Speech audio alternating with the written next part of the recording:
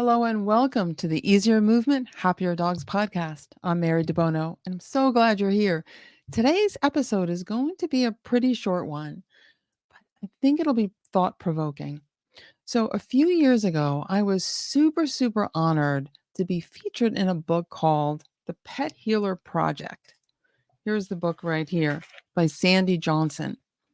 So if you're watching the video of this, you can see me holding up the book called The Pet Healer Project. And the author is Sandy Johnson, who unfortunately has since passed away. And I was really honored. There's some wonderful people in the book, including Dr. Karen Becker, Callan Comergard, all kinds of wonderful people that work with animals. But it was interesting when Sandy first talked to me about being in the book, because I started working with her dog, Charlie, and she talks about that in the book. This idea of being a healer, it doesn't sit well with me. And I don't consider myself a healer. And that's what I want to talk about today. I think we all have a healer within us. Okay. And that's what's facilitating the improvements. And this is really a big distinction. If you think that someone is healing your dog or yourself or something, that, you really give away your authority to that individual. Instead, what I like to do in my work is think about helping the person, the human, the dog, the horse, whoever I'm working with, to have an inner healer, an inner authority, and kind of helping to liberate that.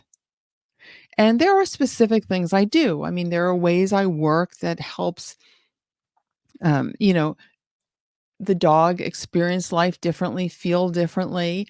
And what that does is that helps expand the sense of new possibilities for the dog. And I remind the dog through very gentle hands on work how they could move, how they could feel. Okay. But again, the change, the improvement is driven by the dog, but their own nervous system, their healer within, if you will. So let me just read one little paragraph from this book. So so what does she say here? Okay. This is she's quoting me. So her dog at this point had just jumped into my lap and settled there while we were talking.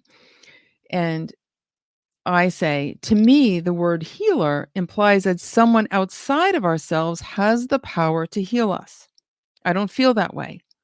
I feel that I have some knowledge to impart and certain ways of using my hands that, with small, gentle movements, encourage the muscles to move in new ways. I provide the environment for change, but it's the nervous system itself that makes the changes. My job is to remind the nervous system, human or animal, of what is possible. The healer is within us. So, with that, I just would like to invite you to this is going to sound funny. I invite you to invite your healer within, right? To recognize that you and your dog and everyone has this innate bodily wisdom. You have, if you will, a healer within yourself. So, how can you liberate that for your dog? How can you help remind your dog that they have that? And, different strategies I talk about in my own book, Grow Young with Your Dog, go into that. Maybe, the idea of using your hands in gentle ways to remind the dog's nervous system of what is possible. And this, of course, applies to yourself. That's why in my book, we talk about, the movement lessons for you as well.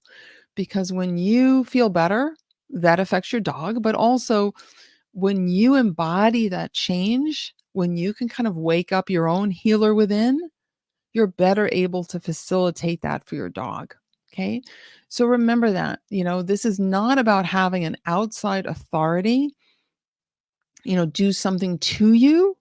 This is about a collaboration that when you do this kind of work, you and your dog are collaborating. It's a co-creative approach. And you're just helping provide the environment to facilitate the improvements, but your dog actually makes the improvements. So let's think about that. So you can apply this to many other things. Think about, are you acknowledging your own inner authority? Or are you always subjected to outside forces that tell you what you should be doing and how you should act and all those kind of things? But do you have a sense of yourself is basically what I'm getting at, and can you be true to that? So invite that sense to be more present. I'll put it that way. Invite your inner wisdom to have a bigger role in your life. And we can help our dogs do the same without the sense of someone imposing something on them, but instead working with them to help improve their lives. So, with that, I will let you go. Like I said, this was going to just be a shorty this week. But thank you so much for being here. I so appreciate it. And I look forward to talking to you again soon. Bye for now.